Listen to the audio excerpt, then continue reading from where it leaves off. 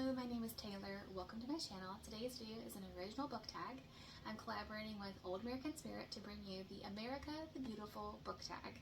This is partly in celebration of America's 250th anniversary of its founding. And yeah, it's just a way to celebrate in a bookish way our patriotism for this great country. And whenever I was researching to see if something like this already existed on BookTube, the only thing I found was an American Revolutionary one, and that was created like several years ago. So this one is a general, patriotic American book tag. Our hope in posting this around the end of May is that people have a chance to respond, hopefully around the 4th of July, but whenever is good. So let's get into the prompts themselves. P.S. I do have my windows open because we don't have central AC and it's a pretty day, so you may hear some background noise from that, so that's just what it is. So anyways, the first prompt is In God We Trust, a book that has inspiring faith. So I can say without a doubt the most inspirational character as far as Christian faith goes is in A Voice in the Wind by Francine Rivers. Hadassah is one of the three main characters. She is a Christian who is a Jewish person, but she's a slave. About 70 years after Jesus' resurrection. And so her faith is really tested by all the things she goes through, but she is such a picture of serenity and accepting of peace and going to the Lord in prayer, really just loving her fellow man, really just modeling the way to be a Christian.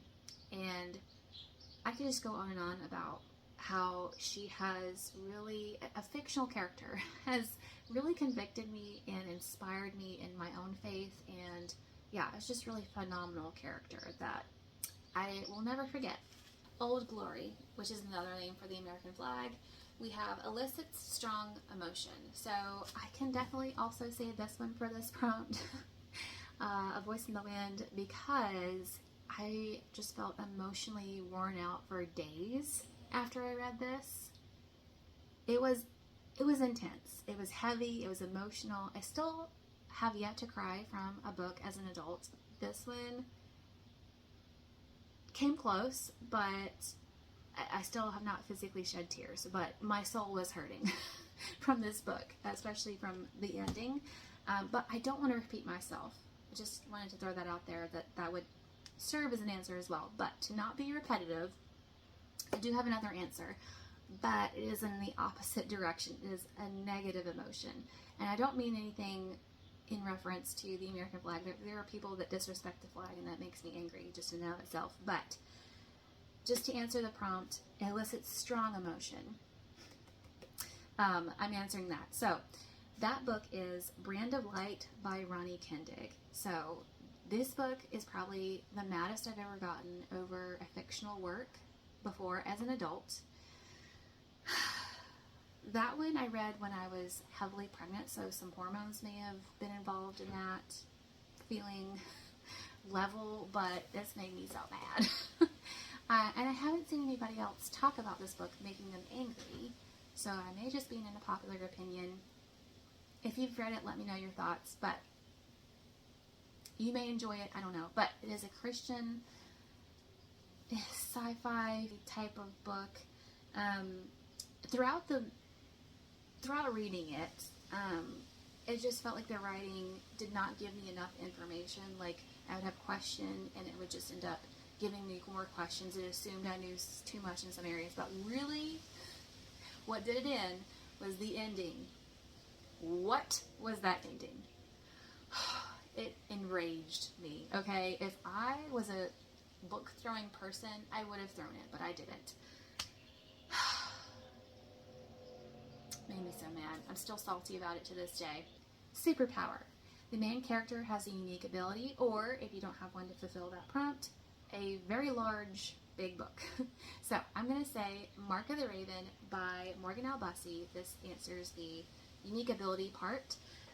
This one is about Lady Selene. She has the ability of dream walking. She can walk in people's dreams and manipulate them, and her family has used that for nefarious purposes in the past, but she is now questioning that and goes on a journey. So this is one of my favorite series ever, Christian fantasy.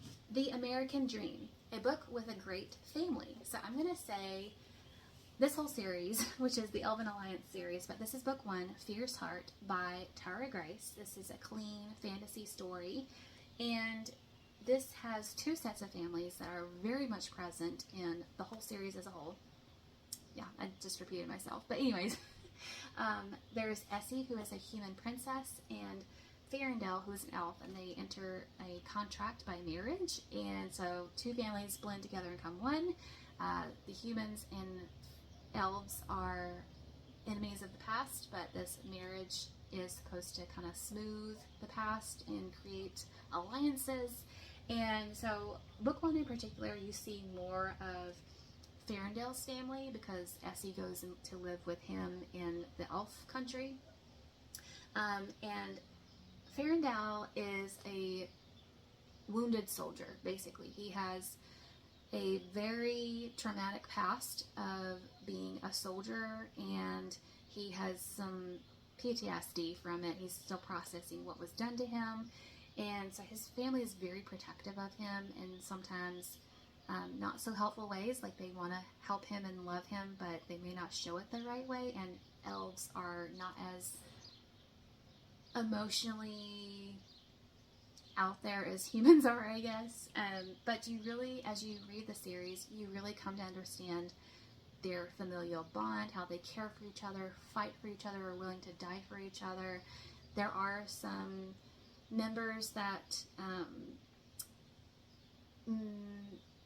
go through a journey in relation to the family. I don't want to say too much because there's spoilers, but yeah, definitely Farendel's family is particularly present in book 1. And then Essie's family does come up more later. She has multiple siblings. She is someone who has really valued her home life, and her siblings are just a support for her because she no longer has her father. And yeah, they're just protective of her too in a different way. But these 2 families become one, and the series just kind of continues with some different perspectives thrown in there from both members of their families. So it's such a good series. One Republic, a book with political intrigue. So I don't really read much that has political intrigue in it. However, I did think of a fantasy book, Betraying Korth by Mary Meekum.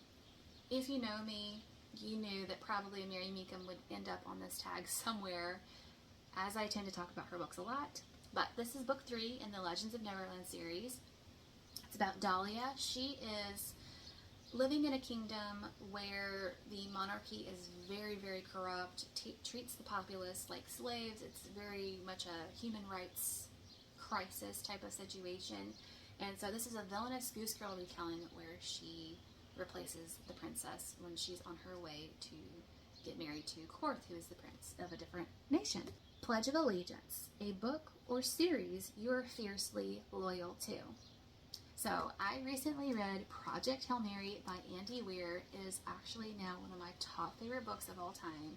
I love that book, and I am going to own the DVD one day. Like, I love the movie and I love the book pretty much equally. It's such a good story. I love it so much. Oh Say Can You See, a book that surprised you and or gave you chills at the ending.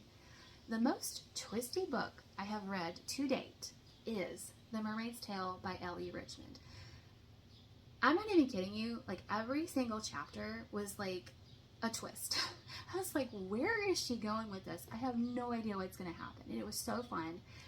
I also was really super surprised by the ending. It's one of the most brutal cliffhangers I've ever read. So definitely, if you read this duology, have book 2 immediately ready to go, because you need to know immediately after you finish this.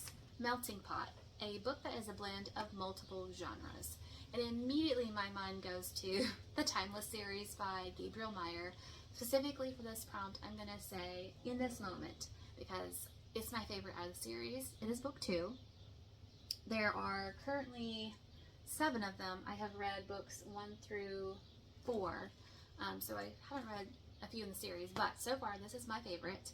It is a blend of 3 different timelines. So you have 1861, 1941, and 2001. So you have historical fiction, basically contemporary, even though it was like 20 years ago now, and like magical realism, fantasy, it's a blend of a lot of different stuff, and I have not read any other type of series like it. Secret Six, a book with espionage. So I just recently learned that the Secret Six was a thing. It's a spy ring back in the American Revolution, and that's literally all I know about it. But I hope to learn more soon. But also, I don't really read books that have espionage in it, but I did think of one, and that is Pretense by Tara Grace. This is, I don't remember which book it is out of the Elven Alliance, but it's later on into the series. You do have to read the series in order. But I will tell you that there is a spy in that book in particular, but I can't really tell you much else because it will be very spoilery. The last prompt is Westward Expansion. Tag some people. So I have a fairly long list because this is an original, so we're trying to get it out there. So I am tagging The Protagonist Pub, Alma's Book Journey, The Reading Mama, Pages and Grace, Alyssa's Faith, Hannah's Book Cafe, Sammy Reads, Cat Stories, and Book Lover Amanda. Alright y'all, that's the tag. Let me know if you want to answer any of the questions below if you don't have a channel, or if you want to, you could leave me another American flag emoji just like I did for my readathon video. But thank you so much for watching. Have a blessed day. Bye y'all.